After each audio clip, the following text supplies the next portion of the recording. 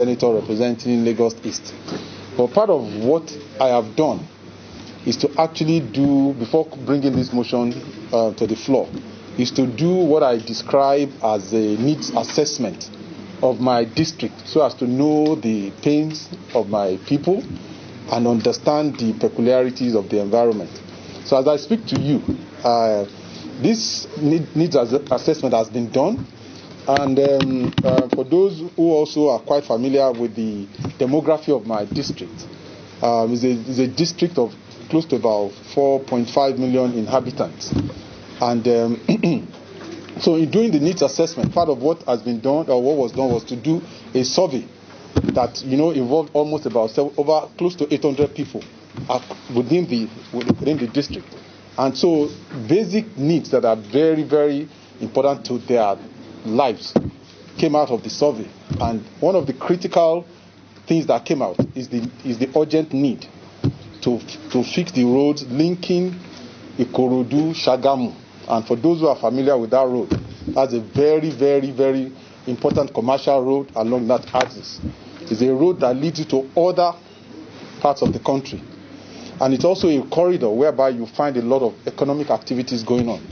That's where you have Lafarge, the cement company. That's where you equally have PZ Industries. Then if you go on that road, you will see a lot of metal fabrication companies that are on that road. And if you apply that road, given the state that the state is today, you will see a lot of trailers struggling and also provide gainful employment. The construction itself is a form of economic activities. Not to now talk of the multiplier effect that it will bring after the completion, given the businesses along the corridor and even the institution of learning. There are several schools. There is Thomas Valley School. There is another Redeem Higher College or something along that corridor. So that is why the urgency is important. The other critical road is the Ikorodu, Itoikin, and Itoikin-Epe road. This is another road that is over. I think it was commissioned in 1975 by the then head of state, General Yakubu Gowon. So your guess is as good as mine. Nothing has been done on that road ever since that commissioning. And now you have, because of the development along that corridor, the typical drainages that was put in the design over 46 years ago, all those things have been eroded now. So you need to particularly upgrade the road. And this is another road that leads you directly into Lagos through Ibejuleki. And for those of us who are familiar with that corridor, that is the corridor where you have the largest refinery in Africa and perhaps in the world, the Dangote refinery. So it is very important that we fix that. That's also the corridor where you have the Lagos seaport and the free trade zone as well. So when you look at all the economic activities that this particular roads can help us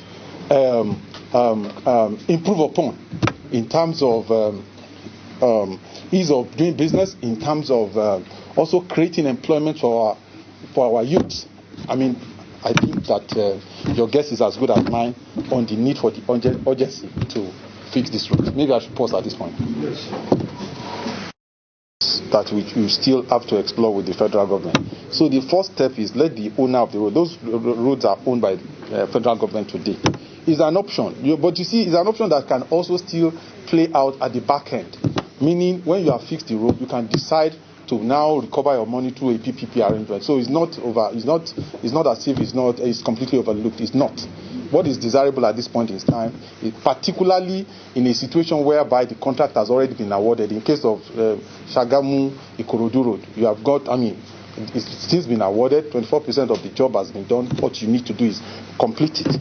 So you can complete and still roll it back into a PPP. So, there is nothing wrong about it. The motion can still be further raised to fix that. Part of what I didn't explain when I was giving a background is to have also said to you that even before moving the motion, I actually, apart from the needs assessment that I did, which was like a survey, right, I actually took it upon myself to travel on those roads. I did it like twice, you understand, so as to have a very good understanding. So to speaking to your question right now, is that today, that road is still passable because of the palliatives being done by both the Lagos State and the Ogun State government. But you understand? But life and the economics of that road remains inefficient because of the long delays of travel time, the accidents. If you go there, you see trailers tripping because of the bad state of the road. So you still have the palliatives and all of that, but that is not what we should be talking about now. These are, when you fix it properly, imagine even the fixing, the kind of employment you are absorbing. We understand our unemployment rate today is in excess of 30%. Start reducing it. Then when you do it again, along that corridor, when you do it and upgrade it properly, these are roads. The Shagamu Ikorodu road was done in 1960. The Toikin was done in 1975. Just think about it. Look at the population at that time, look at population today. So in order for you to bring the efficiency, you just still must fix it. The palliatives are there, but they are not making the road optimal. So I think at that point, I think